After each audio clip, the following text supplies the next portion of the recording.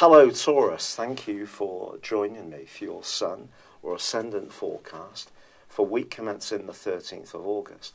Last week's partial solar eclipse in the sign of Leo is still mightily potent in the heavens, but it did feed in to the tiny but influential planet of Pluto, which is very much to do with the more hidden side of life. It's to do with our psychological needs. It's about transformation. Of course, it can be about power, control, manipulation, all those kind of things. And it is continuing to link to the Sun on Monday and Tuesday, which is an interesting paradox because on Monday, Mars, the planet of thrust, rewinds into the same sector that Pluto and also Saturn are already located in. Now, that's the sector of change for you, Pluto also being the planet of change, but your natural default as a zodiac sign is towards security and stability, partly because of the fixed quality of your sign. So having a degree of security and knowing where you stand just generally gives you a sense of feeling stable and feeling at ease. But ever since Pluto entered the ninth solar house of your situation in 2008, and as it's angled in a trine with your Sun, wherever it's located in Taurus, and that is if you're not in the last 10 degrees, the last decan of Taurus, then I do feel it's possible that change has started to call out to you in a more positive way. It may have done through higher education. It may have done through for more adventurous travel destinations. It may have done through different kind of hobbies, which some may have proved to be quite compelling and may have pulled you towards them.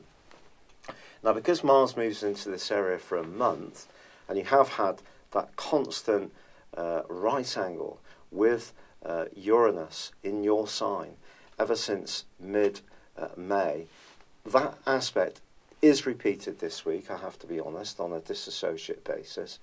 But I do feel that by the end of this week, you're going to start to really move into your power when it comes to what you want to liberate yourself from. And the partial solar eclipse is all about your emotional situation, your family, your home life, the things that you really feel are very sensitive to you. But the two don't go together particularly well, not at the start of this week in particular. So you could find yourself almost like a feeling that something needs to change. You could be resisting it, or you could be going for it. It just depends on your unique personality. But whichever way it goes, it's almost like change is calling out to you, and that could cause some tensions. However, what is great news is that Uranus does continue, despite its retrograde, which has lasted a week now, does continue to forge a great link to Saturn. And if you are prepared to be open to the option of looking at things in a fresh and innovative way, you can take step-by-step measures to enact any desire to move and alter your situation in a way which can really refresh and delight you.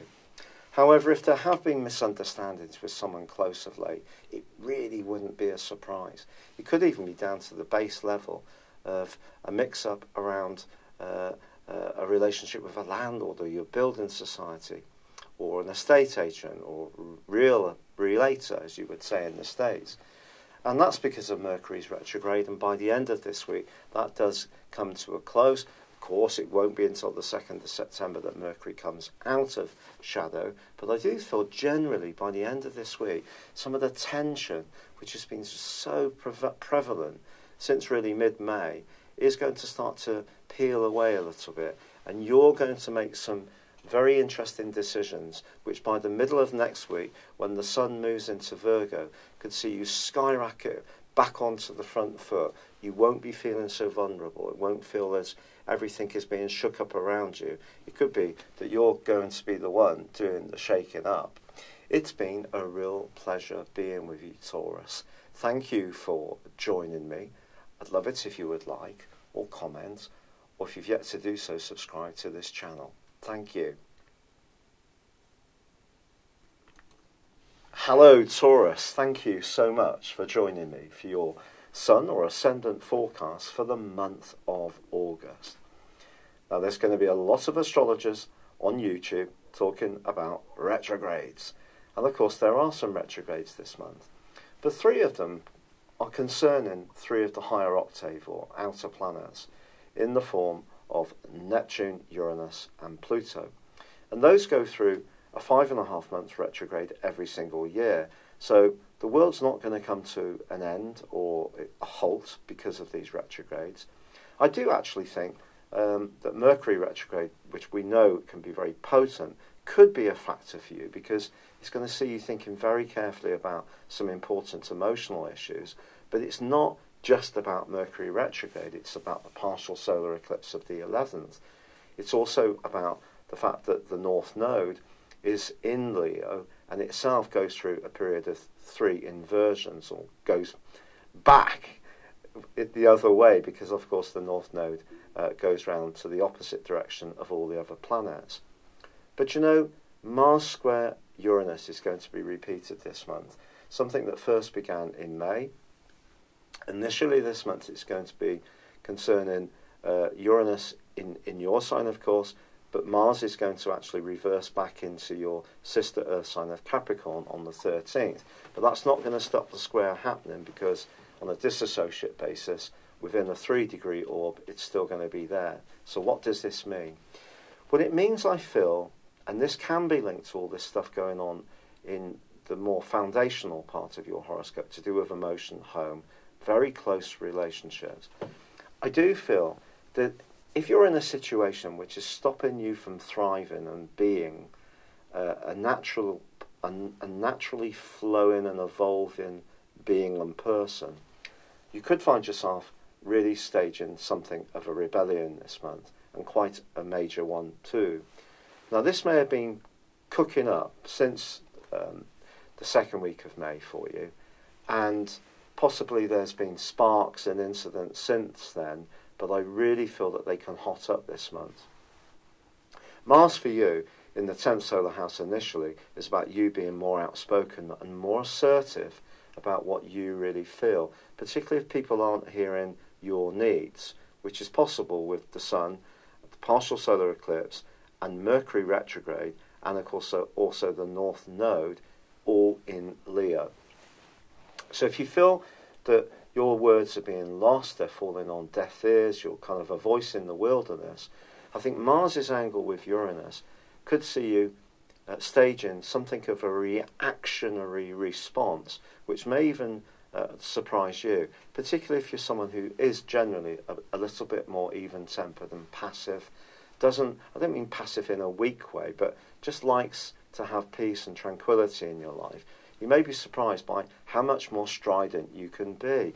But you know, if that happens, Taurus, I think you should be saluting yourself and celebrating the fact, because this aspect is raking up a deep desire within you to be authentic, to not necessarily just always look towards your responsibilities, whether it's to a partner, your children, paying the mortgage, your colleagues, doing your job. We all have to go through these things, and of course they're all massively important. But if in some way your identity is just being lost in the process, I think that's really what this month is about for you. Not all these retrogrades just per se. It's more about you rethinking who you are, what you need, and being much more assertive about it, particularly to anyone who's really not listening. Now on the 3rd through to the 10th, there is a square that begins between the Sun and also Jupiter. Now, the Sun between square and Jupiter is one of those interesting aspects. It can be challenging, it does have its upsides. You could find yourself being on the end of someone's very kind help. It could be a family member, actually. It could be a real brick and cheer you up with their fortitude. It could be a financial support that they give you. But I think more likely it's just going to be that they listen and they understand where you're coming from. That can be very good. But if you are thinking about buying a property or moving into a rented accommodation with a partner across those 7 days, I wouldn't be too ambitious about what you're trying to achieve, because you may find yourself latterly or later down the track regretting it if you take on too much of a financial burden. Because Jupiter can kind of make us think that anything's possible. It can make us overconfident. And I think in that particular angle, just try to be real about anything to do with the family, anything to do with relationships.